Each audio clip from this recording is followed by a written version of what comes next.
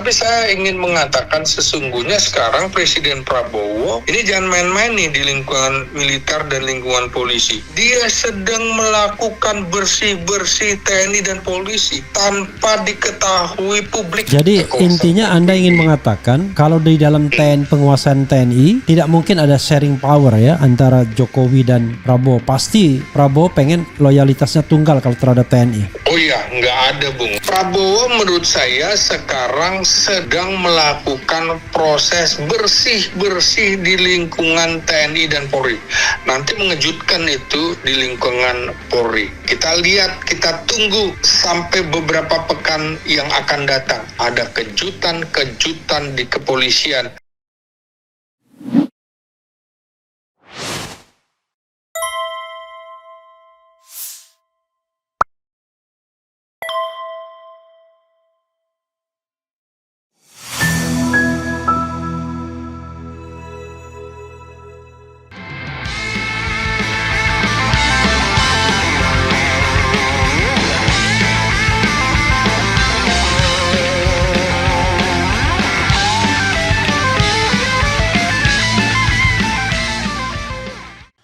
Assalamualaikum warahmatullahi wabarakatuh. Sobat RH sekalian, jumpa lagi kita di channel yang keren ini. Keren. Ya sobat RH sekalian, ini ada berita yang menarik ya, mengenai Panglima TNI tunjuk ex-ajudan Jokowi jadi Pangdam Jaya. Selalu menarik untuk melihat politik tentara, walaupun secara teoritis tentara itu politiknya harus politik kebangsaan, politik negara, politik tinggi, high politik. Tapi dalam realitas sehari-hari kita melihat bahwa manuver-manuver pejabat itu sering juga menghasilkan jabatan yang strategis bagi dirinya. Yang paling terkenal ya Dudung yang dibilang sebagai Jenderal Baliho ya. Dengan berpihak kepada kekuasaan dan menunjukkan loyalitas akhirnya sampai bintang 4 juga. Saya sudah tersambung dengan pengamat politik dan militer atau politik militer, barangkali kita sambung jadi satu. Selamat Ginting, bro. Assalamualaikum warahmatullahi wabarakatuh, bro. Waalaikumsalam warahmatullahi wabarakatuh. Selamat Ginting di sini pemirsanya Bung Refli Harun. Karena pendengar dan pemirsa ya. Oke, karena masalahnya Ginting ya kan, maka kita hubungi Selamat Ginting ya. Ini kan biasalah pancingan kita mengatakan wah Panglima tunjuk Panglima TNI yang juga ex dan pas pampres Jokowi, tunjuk ex ajudan Jokowi jadi Pangdam Jaya. Silakan Anda mengeksplorasinya. Mau menyinggung soal Dudung Abdurrahman lagi boleh juga. Silakan. Silakan. Iya, saya kira tentu saja kalau sudah di posisi Pangdam, apalagi Pangdam Jaya, itu posisi yang sangat strategis ya. Artinya kalaupun ada kudeta di Jakarta, ya paling bertanggung jawab adalah Pangdam Jaya. Jadi saya jawab dulu dalam kasus Jenderal Dudung Abdurrahman itu kan memang pada saat itu Satpol PP nggak berdaya menghadapi baliho-baliho. Polisi tidak berdaya dan itu sudah perang psikologis ketika ada warga negara yang tidak taat pada hukum, di mana Satpol PP sebagai penegak hukum di bawah pemerintah provinsi tidak diindahkan, juga kepolisian juga tidak diindahkan, yang nggak ada jalan lain, jalannya adalah TNI. Jadi TNI itu pasti terakhir.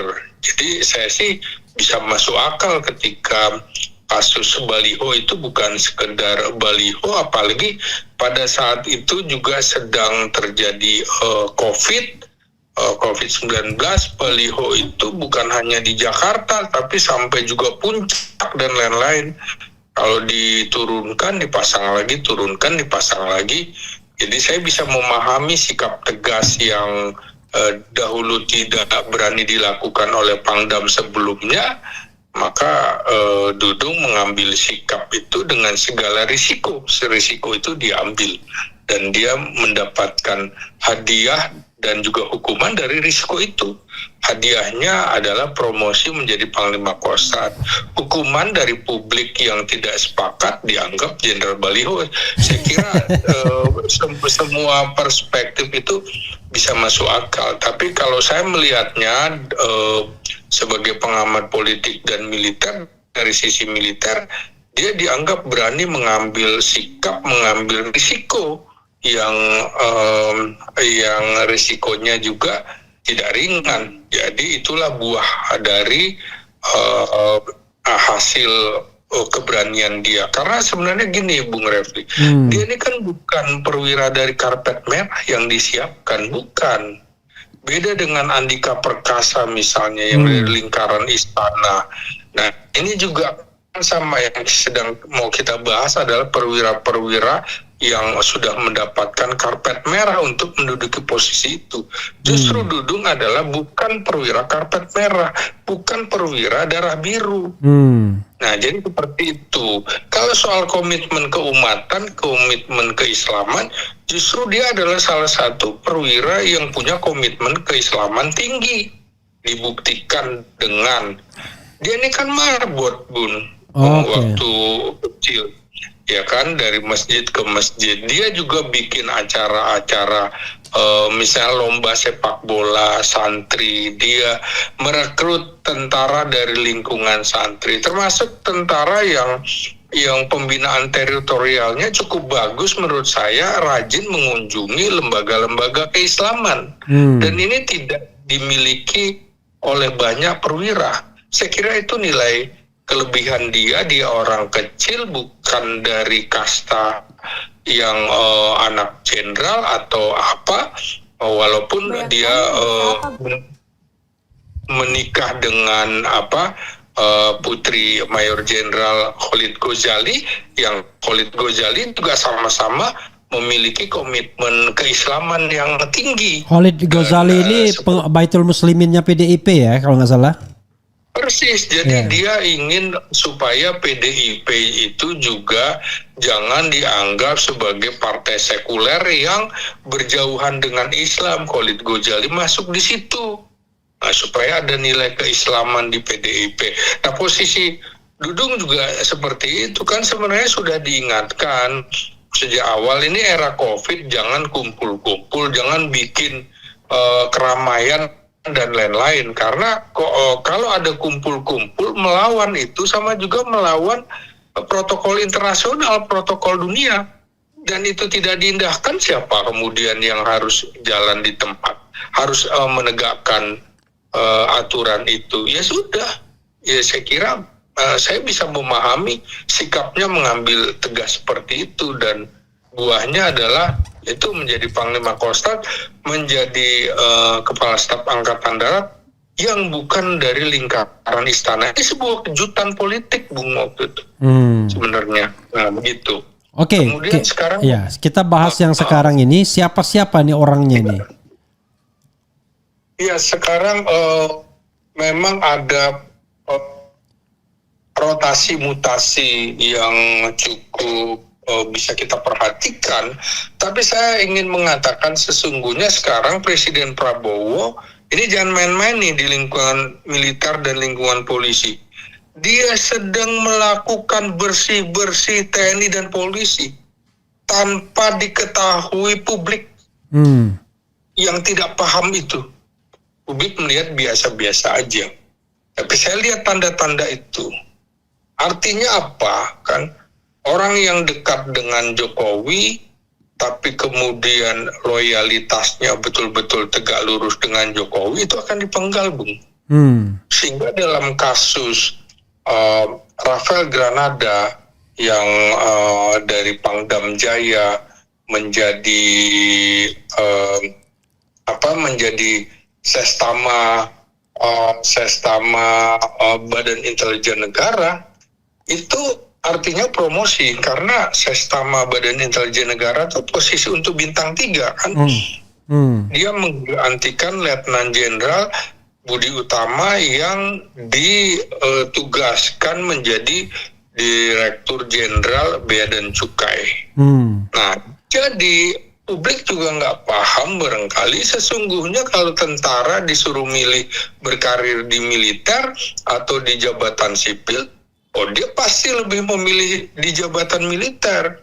Karena seperti Jaka Budi Utama yang harusnya masih 5 tahun lagi masa aktifnya di tentara sesuai dengan Undang-Undang TNI nomor 3 tahun 2025 ini, dia rugi harus ke Dirjen Bea dan Cukai dan dipaksa untuk pensiun dini, sehingga dia hanya menjadi di situ ada P3K kan, jadi pegawai dengan kontrak gitu ya. Nah, dan itu nggak dapat pensiun dan bisa-bisa hanya 2 tahun 3 tahun selesai. Sementara kalau di karir militernya dia masih berpeluang untuk bisa menjadi bintang 4. Jadi sebenarnya rugi Jaka Budi Utama dipindahkan ke Dirjen Bea Cukai. Ini publik hanya melihatnya, wah ini pelanggarannya, nggak pelanggaran, maka dia dipaksa pensiun. Kan begitu. Nah, saya klarifikasi, apakah memang dia dipensiunkan atau sebenarnya tidak pensiun? Ini kalau pensiun, fine, artinya nggak masalah. Walaupun saya sendiri mengatakan harusnya ada jarak ya, ada jarak antara pensiun dengan jabatan sipil atau jabatan politik. Tapi kalau tidak pensiun itu yang menurut saya itu melanggar undang-undang TNI. Ini pensiun dia ya?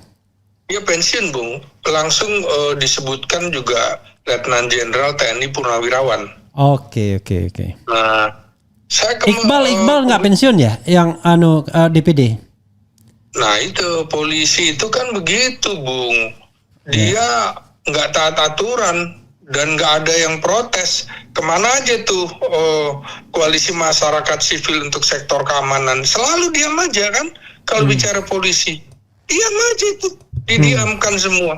Padahal nggak bisa, itu di undang-undang kepolisian, di luar tugas kepolisian harus pensiun. Ya memang ada loopholes-nya itu ya, atas penugasan penugasan Kapolri. Tapi kan pengertiannya penugasan Kapolri terhadap area-area yang memang bisa menjadi tugas polisi kan. Ya makanya kan akal-akalan semua kan, sama dengan ketika penempatan posisi kepala daerah begitu kan, nggak pensiun, TNI lebih patuh pensiun itu, dipaksa pensiun. Marzuki yang punya kesempatan masih untuk bintang 3 udah jadi gubernur Aceh itu kan, ya akhirnya berhenti. Peluang dia sudah mau dipromosikan bintang 3, bintang 3-nya nggak dapat, jadi gubernur, tahu-tahunya cuma sekitar 2 tahun pensiun, rugi dia. Jadi sebenarnya banyak militer yang rugi dengan dipindah tugaskan ke luar lingkungan militer. Nah, kita mulai dari Rafael Granabay dulu ya. Jadi dia kan dipromosikan menjadi sekretaris utama Badan Intelijen Negara. Memang menarik, dia itu juga bekas komandan Pas Pampres era Jokowi terakhir lah ya, 2023, dan itu tidak terlalu lama juga. Nah kemudian di 2024 sudah menjadi Pangdam Brawijaya. Nah keterpengaruhan terhadap Jokowi menurut saya juga kecil sekali. Jadi ini kan karena penugasan, dia sebelumnya juga lebih banyak sebagai orang intelijen. Terakhir kan Direktur H Bais TNI, baru kemudian menjadi Komandan Pas Pampres. Maka kemudian dia dipromosikan menjadi Sekretaris Utama Badan Intelijen Negara. Ya memang bidang dia intelijen, sama dengan Jaka Budi Utama itu, dia juga orang intelijen, misalnya pernah menjadi asisten intelijen Panglima TNI. Jadi tracknya memang di situ. Nah, dia naik pangkat jadi letjen ya? Enggak? Iya, jadi Letnan Jenderal, tinggal kemudian pelantikan menjadi Letnan Jenderal aja kan, menunggu keputusan presiden, karena kalau untuk jenderal kan SK-nya presiden begitu ya. Jadi menurut saya masih bisa dipahami. Dan kalau saya lihat memang Prabowo konsentrasi sekali terhadap orang-orang Kopassus. Ini kan orang Kopassus semua ini, Bung, ya. Baik misalnya Jaka Budi Utama, kemudian ini digantikan oleh Rafael Granadabai, itu juga orang Kopassus. Nah, kemudian sekarang yang menarik bagaimana dengan Dedi ini kan? Ya, Dedi Suryadi. Dedi Suryadi, ya. Dedi Suryadi ini memang menjadi ajudan Presiden Jokowi. Sebentar, dia sebenarnya posisi yang menarik dari Dedi itu menjadi ajudan Presiden Jokowi pada tahun 2017-2019. Nah, saya melihatnya begini ya, dia kemudian juga tidak sekonyong-konyong naik begitu aja, enggak. Dari ajudan presiden dia juga ke Mabesar dulu, nganggur begitu ya, non-job begitu. Lalu melalui proses intinya beda lah sama Andika gitu ya. Ya, melalui proses-proses jadi Kasrem di Bogor, kemudian baru jadi dan rem di Solo ini, pernah jadi Danrem di Solo, kemudian Danjen Kopassus, Kasdam di Ponorogo, Danjen Kopassus, Pangdam di Ponorogo, Pangdam Jakarta. Ini tentu saya berpikir keras nih, Bung, gimana caranya kok Prabowo percaya sama Dedi Suryadi yang banyak beririsan dengan Jokowi, sekurang-kurangnya pada saat menjadi ajudan presiden gitu kan, kemudian menjadi Danrem di Solo, lalu Kasdam di Ponorogo, Pangdam di Ponorogo. Nah, kalau Prabowo ingin bersih-bersih di TNI, berarti dia melihat loyalitas Dedi ini, itu dia hanya loyalitasnya utuh nih, Bung, sekarang ke Prabowo.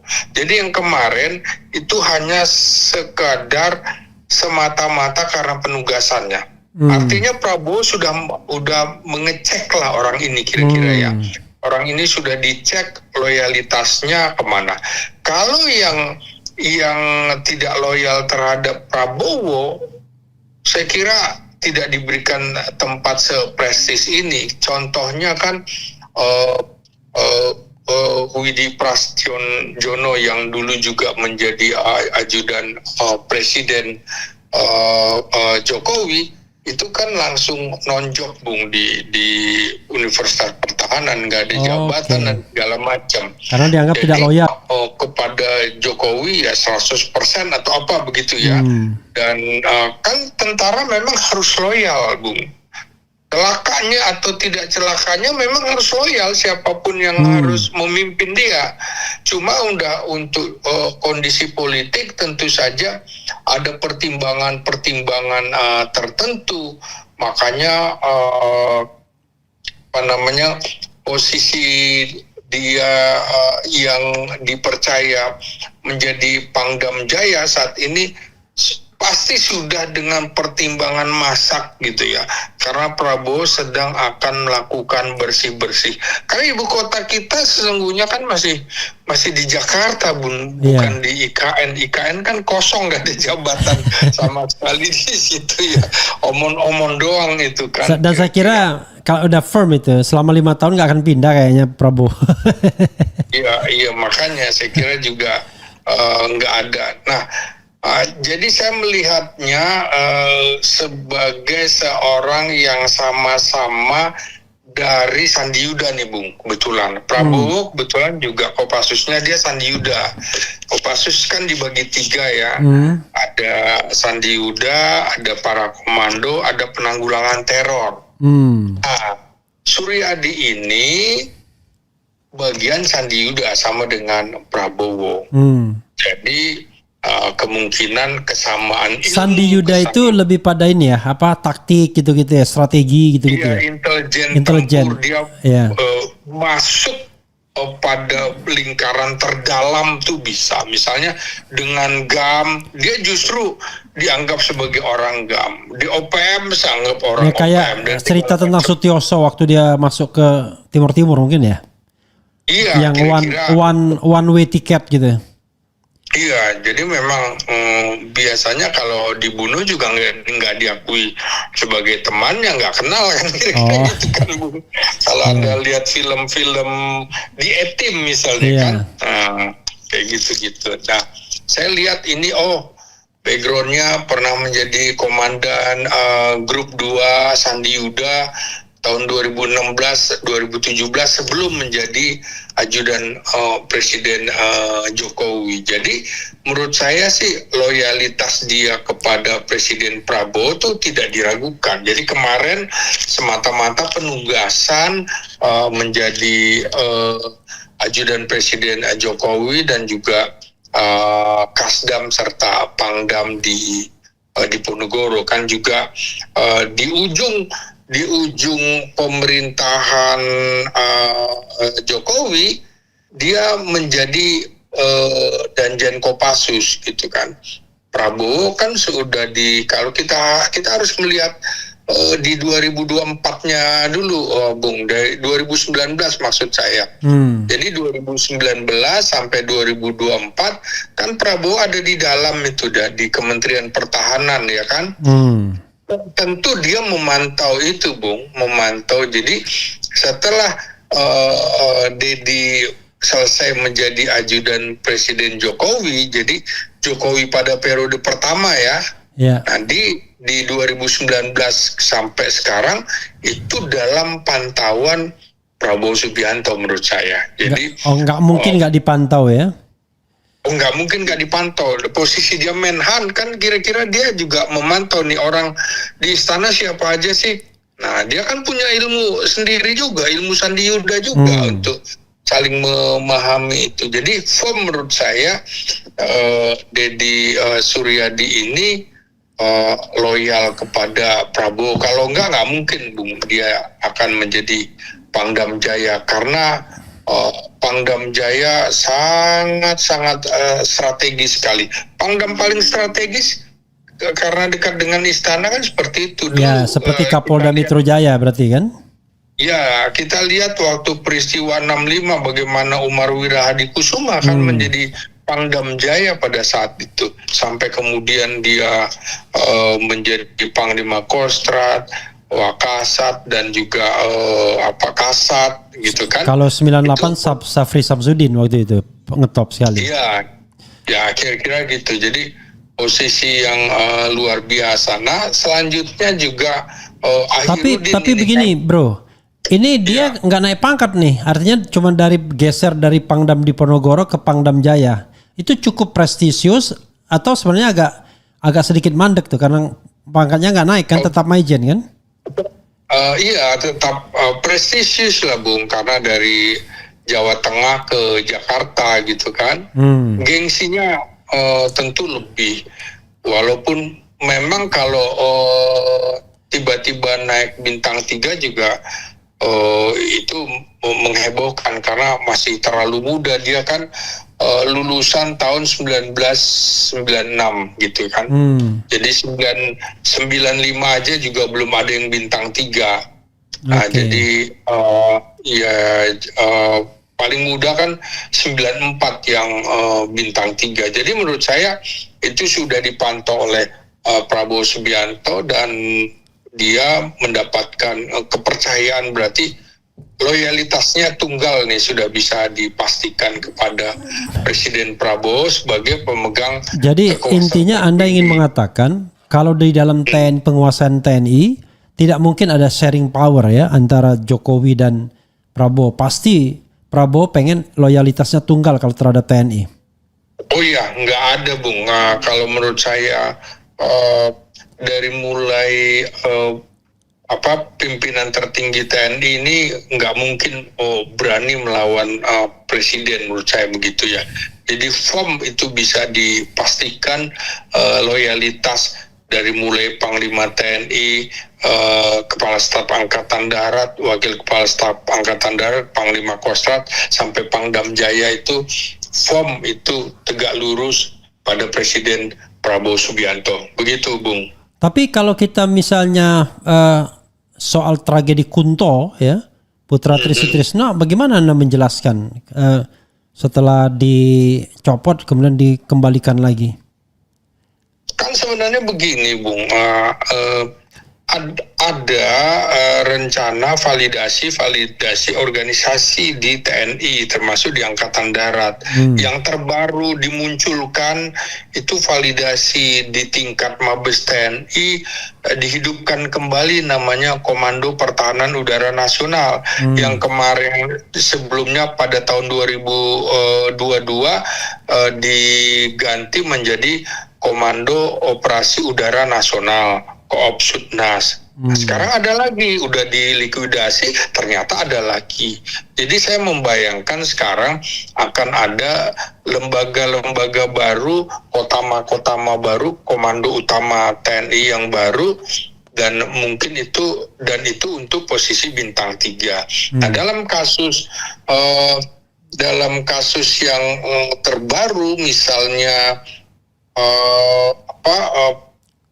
penempatan Andiawan Martono dari Wakasau menjadi staf khusus Kasau, kalau berhenti di situ saja, artinya kan dia dinonjobkan, ya kan? Nah, tapi dia akan ditempatkan, diberikan kepercayaan untuk menjadi Panglima Komando Pertahanan Udara Nasional sebagai organisasi baru. Nah, jadi parkir dulu dia. Iya, parkir sementara tinggal peresmian Panglima Komando Pertahanan Udara Nasional ini, tinggal peresmian lagi, menunggu peresmian, kan begitu. Peresmiannya tentu saja biasanya menghadirkan Panglima TNI, bahkan mungkin Presiden, karena tingkatnya nasional ini. Nah, dalam kasus Kunto memang sejak awal Januari 2025 kan saya bilang kemungkinan Kunto tidak akan lama di posisi Panglima Komando Gabungan Wilayah Pertahanan 1, yang itu memang wilayahnya wilayah laut, Natuna. Biasanya memang ditempati perwira tinggi Angkatan Laut bintang 3 perwira tinggi. Nah, jadi saya kira gitu, Kunto tidak akan lama, tapi yang mengejutkan dia dimutasi sebagai staf khusus, berhenti. Tidak ada kemudian akan dinominasikan, akan ditempatkan sebagai panglima apa, seperti kasus yang dialami Marskal Madia Andiawan Martono kan staf khusus Kasau, tapi untuk Panglima Kohanutnas. Jadi itu tidak menjadi pertanyaan orang. Nah, Kunto itu kan baru 4 bulan tiba-tiba menjadi staf khusus Kasat tanpa embel-embel. Ya tentu saja ini menjadi masalah, apalagi publik juga pasti tidak mungkin tidak melibatkan dinamika politik di mana ayahandanya Jenderal Purnawirawan Trisutrisno itu sebagai gong penanda tangan terakhir tuntutan Purnawirawan prajurit TNI, kan begitu. Jadi tentu dikait-kaitkan, ada asumsi, ada perspektif di dalam politik, itu sah-sah aja. Ada analisis seperti itu. Maka kemudian mungkin karena ini sentimennya negatif, ya Presiden juga meminta supaya diubah kembali. Tapi memang ada sisi yang bagus dari Kunto yang mungkin tidak dimiliki oleh perwira tinggi Angkatan Laut lainnya pada saat menjadi Pangkogap Wilan 1. Apa itu? Kunto itu rajin berkunjung, nyaris dia selalu meninggalkan kantornya, mengunjungi satuan-satuan yang berada di bawah ALKI. Ya Sumatera dikunjungi itu semua, ya utara, ya barat, ya sampai Banten begitu kan perbatasannya kan. Nah ini dia melakukan mendekatkan diri pada satuan-satuan tempur dan satuan bantuan tempur baik AD, AL, AU. Nah ini kelebihan Kunto rajin, berbeda barangkali dengan yang sebelumnya sudah keenakan barangkali yang perwira tinggi angkatan laut. Nah tetapi ini menjadi pelajaran juga bahwa harus. Nah, salah satu kelebihan dari Angkatan Darat itu kan pembinaan teritorialnya, Bung, harus dekat dengan rakyat. Kalau Angkatan Laut dan Angkatan Udara karena di laut dan di udara mungkin tidak terlalu biasa. Makanya nama jabatan di Angkatan Darat juga misalnya asisten teritorial Kasat, tapi di Angkatan Laut asisten potensi maritim. Kalau di Angkatan Udara asisten potensi dirgantara, padahal itu juga sebenarnya pembinaan wilayah. Nah saya kira ada kelebihan Kunto dan ada kekurangan Kunto juga, dan ada kekurangan perwira tinggi Angkatan Laut, ada kelebihannya juga. Kelebihannya apa? Lebih mengetahui, mengenal tentang kapal-kapal perang, kan begitu, yang ini tidak dimiliki oleh Kunto. Tahu dia, nih kalau kapal jenis ini kira-kira seperti apa ukurannya di dalamnya, kekuatannya apa. Ya itu kan masing-masing ada kelebihan dan kekurangannya dan saling mengisi menurut saya, tanpa mengabaikan kelebihan-kelebihan yang dimiliki Angkatan Laut. Misalnya kalau Pangkogap Wilhan 1 dari Angkatan Laut, dia harus tahu kekuatan kapal perang Cina misalnya, karena yang kita hadapi sesungguhnya adalah Cina, kan begitu. Nah ini makanya menurut saya kalau situasi sudah normal, kemungkinan Kunto akan dimutasi dari Pangkogap Wilhan 1, tapi nggak boleh nganggur gitu kan. Karena kalau nganggur itu yang rugi kita semua, Bung. Rugi kita, membayar mahal seorang menjadi perwira tinggi tapi kok nganggur gitu kan. Bintang 3 lagi. Bintang 3 kan digaji dari pajak rakyat melalui APBN. Jadi sebenarnya menurut saya nggak boleh perwira tinggi itu nggak punya jabatan, tuh nggak boleh. Harus ada jabatan. Itu nggak boleh. Kalau ada perwira tinggi nganggur itu berarti salah pimpinannya. Nggak boleh gitu. Nah jadi saya kira nanti Kunto juga akan digeser, akan ditempatkan kembali perwira tinggi bintang 3 Angkatan Laut di sana, dan Kunto mungkin mendapatkan jabatan-jabatan, apakah itu di lingkungan Angkatan Darat, di lingkungan TNI, atau di lingkungan Kementerian Pertahanan, kita tunggu saja, atau barangkali ditugaskan di luar bidang pertahanan keamanan. Kalau ada tugas-tugas khusus dari presiden, ya bisa saja. Itu penjelasan saya, Bung. Oke, kita kembali ke soal Anda kan teknis banget tuh. Tadi saya yakin pemirsa kita agak pusing tuh mendengar nama-nama ya. Tapi saya ingin saya kembalikan kepada pokok semula ya. Menurut Anda terjadi nggak dualisme loyalitas secara de facto? Kalau de jure kan enggak. Menurut Anda dalam tubuh TNI antara Prabowo dan Jokowi, dan apakah ada masa peralihan ataukah sebenarnya fully sekarang control by Prabowo? Silakan. Saya kira kontrol sudah full di bawah tangan Prabowo Subianto, apalagi dia juga punya Menteri Pertahanan sebagai pembangun kekuatan. Artinya kan semuanya berkiblat juga ke Merdeka Barat, ke Kementerian Pertahanan. Karena uangnya dari situ. Di situ saja Safri sudah memegang peran yang sangat strategis, karena Menteri Pertahanan sebagai pembangun kekuatan, Panglima TNI sebagai pengguna kekuatan, Kepala Staf Angkatan sebagai pembina kekuatan. Jadi ya harus berbaik-baik hati kan kira-kira dengan dan dia bintang 3 senior lah paling tidak kan? Iya, dan orang kepercayaan Presiden Prabowo Subianto karena dekat selagi masih sama-sama di Taruna. Betul-betul salah satu orang kepercayaannya lah. Ya mungkin saya bisa bilang ya mungkin orang 2,5 kira-kira ya, karena ada posisi wakil presiden kira-kira Safri Samsudin gitulah. Wakil presiden nggak didengar mungkin malah. Oh iya enggak karena kalau di mobil Bung kan kira-kira RI 2 begitu kan. Oke. Kalau plat mobil ya. Kalau sama Dasko gimana? Dasko jangan-jangan dua seperempat dia. Ya, jadi kita mau ngomongin Dasko kan perbandingan. Anda bilang Safri Samsudin itu, Anda bilang 2,5. Saya bilang kalau Dasko gimana? Apakah 2/4 ataukah lewat dari 2,5? 2/3 ya, masih dekat Safri Samsudin ya. Gitu. Begini, kalau saya melihat Presiden Prabowo itu kesetiaan itu kepada dia itu nomor 1. Contohnya Jaka Budi Santoso itu ya, Jaka Budi Utama Nah itu kan adalah bagian dari tim Mawar. Sama dengan Letnan Jenderal Purnawirawan Nugroho Sulistyo Budi yang menjadi Kepala Badan Siber Sandi Negara.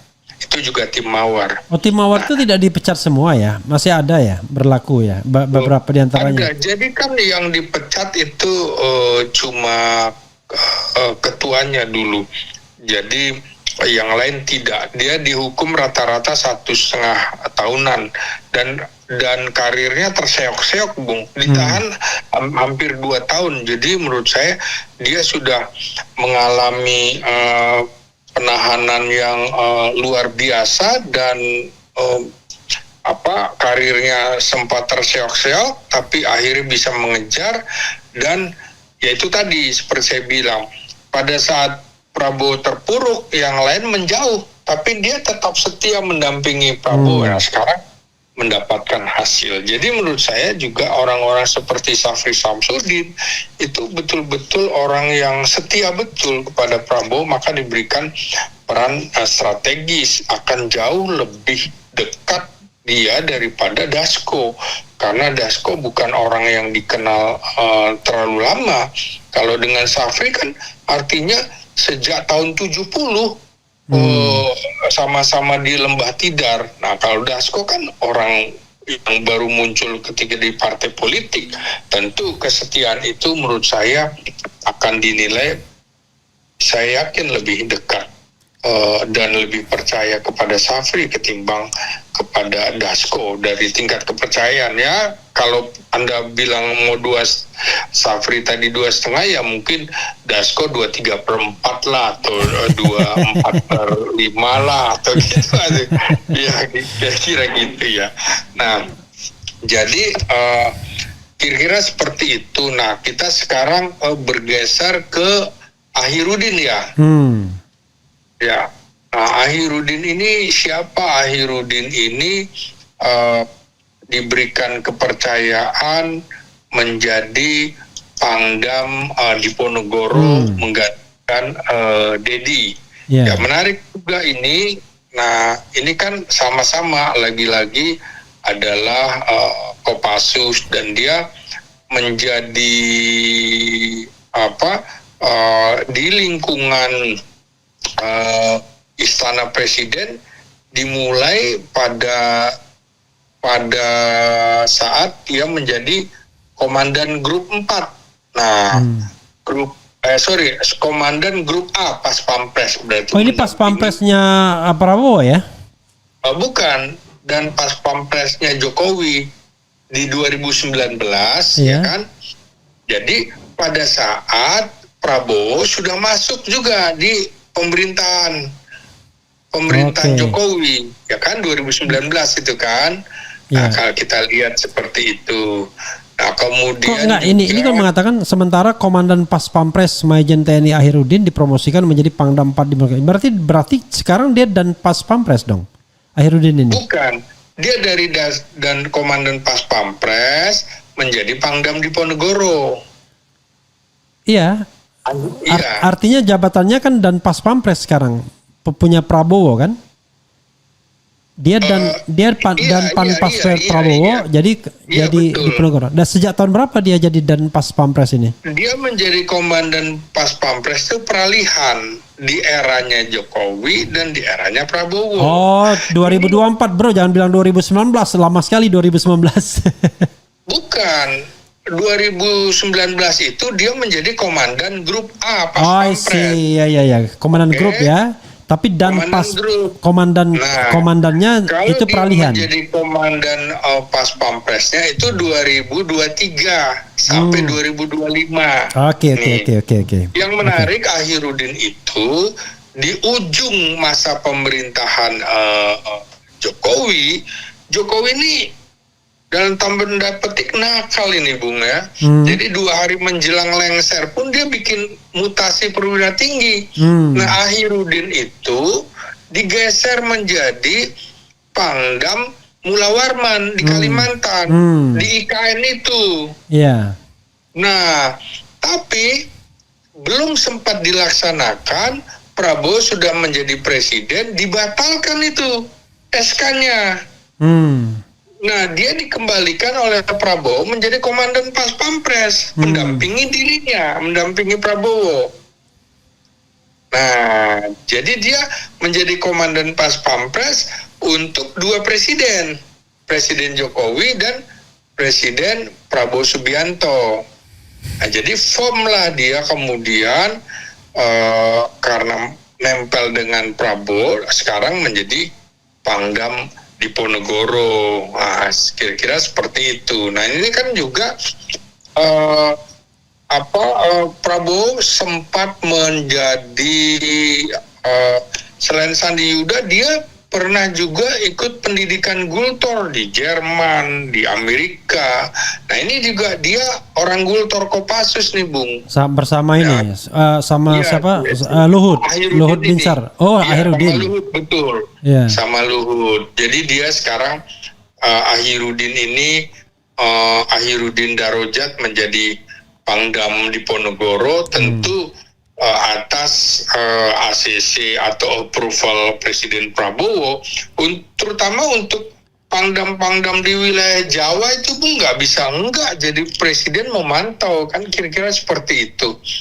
Jadi relatif ini loyalnya kepada Prabowo itu tidak diragukan. Nah, begitu Bung penjelasannya.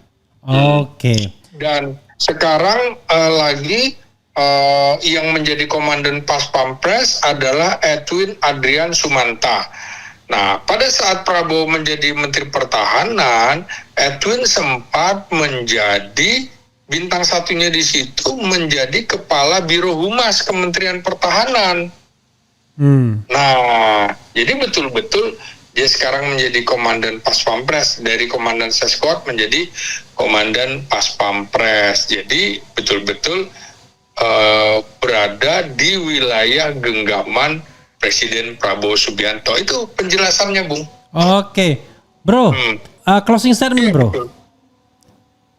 Oke. Jadi begini. Prabowo menurut saya sekarang sedang melakukan proses bersih-bersih di lingkungan TNI dan Polri. Nanti mengejutkan itu di lingkungan Polri.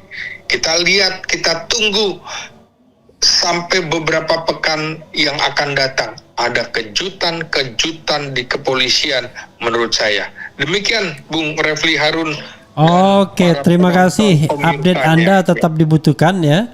Sekaligus memberikan literasi kepada sobat era sekalian yang barangkali tidak hafal nama-nama itu dan latar belakangnya. Tapi tiba-tiba kita nanti akan disodori kejutan. Kok dia yang jadi Panglima TNI? Oke bro, makasih banyak ya. Selamat menunaikan ibadah sholat maghrib. Wassalamualaikum warahmatullahi wabarakatuh.